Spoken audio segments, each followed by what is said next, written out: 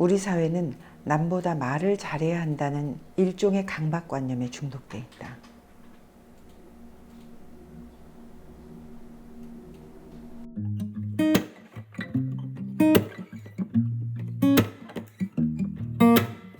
안녕하세요. 들리나연의 성우 김나연입니다. 오늘 제가 읽어드릴 책은요, 지금까지 제가 내뱉은 말은 어땠을까 되돌아보게 되는 책입니다. 바로 이 책인데요, 이기주 작가의 베스트셀러 에세이 말의 품격 가지고 왔습니다. 혹시 내가 무심코 내뱉은 말이 돌고 돌아 다시 나에게 돌아온다 라는 말 들어보신 적 있습니까? 저는 이 책을 보면서 경청과 날카로운 말들, 또 말의 품성에 대해 생각해 보면서 참 좋은 시간 보냈습니다. 그래서 여러분들에게도 들려드리고 싶었고요. 오늘은 말은 마음의 소리다 라는 뜻을 가진 언위 심성에 대해 읽어드리겠습니다. 말의 품격, 본질, 쉽게 섞이거나 사라지지 않는 것.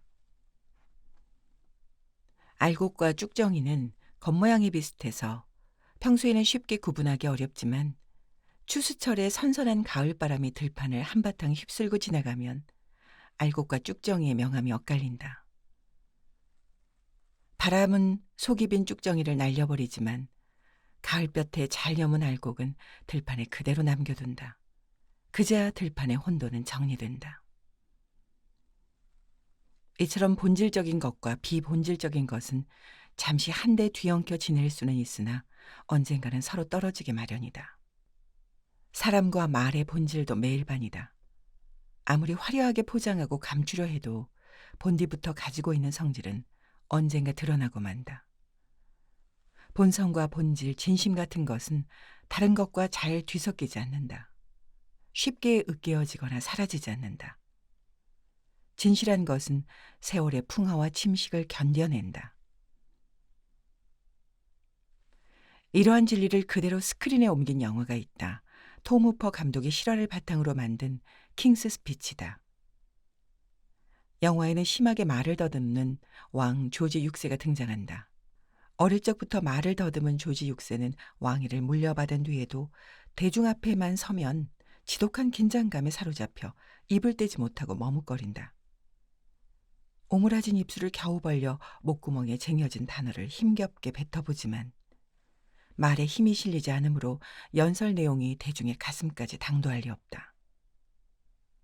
말에 대한 두려움을 마음속에서 밀쳐낼 만한 마땅한 방법을 찾지 못한 조지 6세는 결국 괴짜 언어학자 라이오넬 로그 박사를 찾아간다. 그리고 쇠구슬을 입에 한가득 물고 바닥을 나뒹구는 등 험난한 치료 과정을 겪는다. 때는 바야흐로 히틀러가 유럽을 전쟁의 광풍으로 몰아넣던 시기. 조지 6세는 제2차 세계대전 참전 선포를 앞두고 라디오 연설에 나선다. 대국민 담화를 위해서다. 라이오넬은 바짝 긴장한 조지 6세를 다독이며 당부한다. 차분히 친구에게 말하듯 하세요. 전 국민에게 전하는 연설을, 그것도 전쟁 참전 선언을 친구에게 말하듯 하라니. 하지만 그 당부의 무게와 울림이 범상치 않다.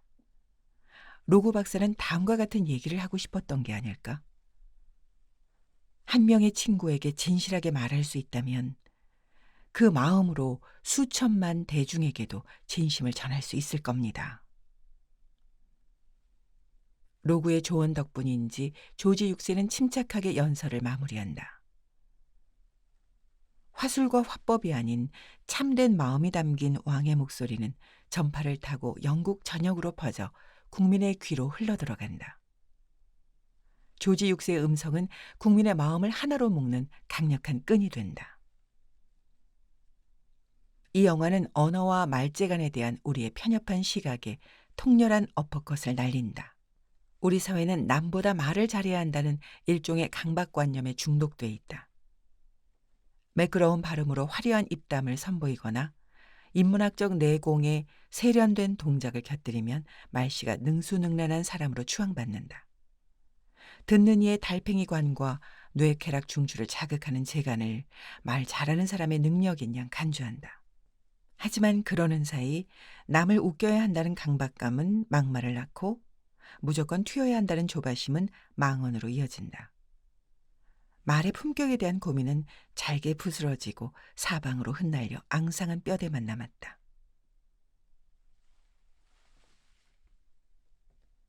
공자는 논어 위령공 편을 통해 사달이의라고 강조했다. 말과 문장은 뜻을 전달할 수 있으면 충분하다는 뜻이다. 무작정 현란하게 말하는 데만 몰두하다 보면 정작 말 속에 담아야 할 본질적인 내용을 놓칠 수 있다는 얘기다. 영화 킹스 스피치로 돌아가서 이야기를 마무리하려 한다. 영화는 동시대를 살았던 두 인물의 엄품을 극명하게 대비한다.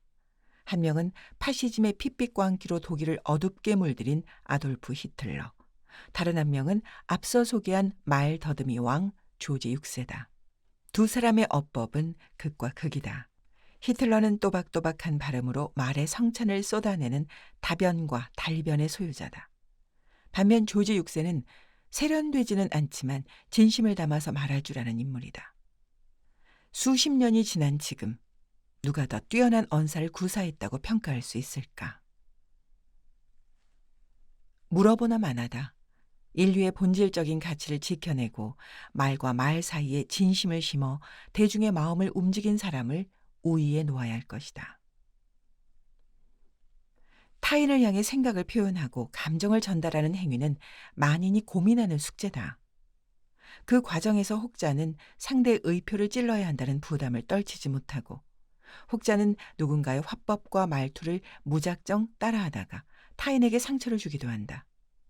우린 그렇게 살아간다. 말의 비법은 없다.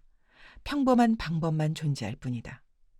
그저 소중한 사람과 나눈 대화를 차분히 복기하고 자신의 말이 그려낸 궤적을 틈틈이 점검하는 것.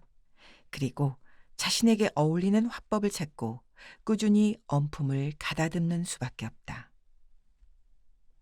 이유는 단 하나다. 말하는 기술만으로는 당신의 진심을 다 담아내지 못하기 때문이다. 수준이나 등급을 의미하는 한자 품은 입구 3개가 모여야 글자가 완성됩니다. 말이 얼마나 중요한지 그 의미를 깊이 생각해 보게 되는데요. 무심코 던진 말 한마디의 품격이 드러난다. 나만의 채취, 내가 지닌 고유한 인양은 내가 구사하는 말에서 뿜어져 나온다 라는 구절이 있습니다. 여러분의 말에서는 어떤 향기가 나올까요? 이 책을 통해 자신의 말과 세계관을 잠시 돌아보는 시간 되시기 바랍니다. 듣고 싶은 책 있으시면 댓글이나 메일로 남겨주시고요. 여러분의 구독, 좋아요, 알람 설정은 더 나은 오디오북 제작에 힘이 됩니다. 그럼 다음에도 좋은 책 가지고 찾아뵐게요. 안녕.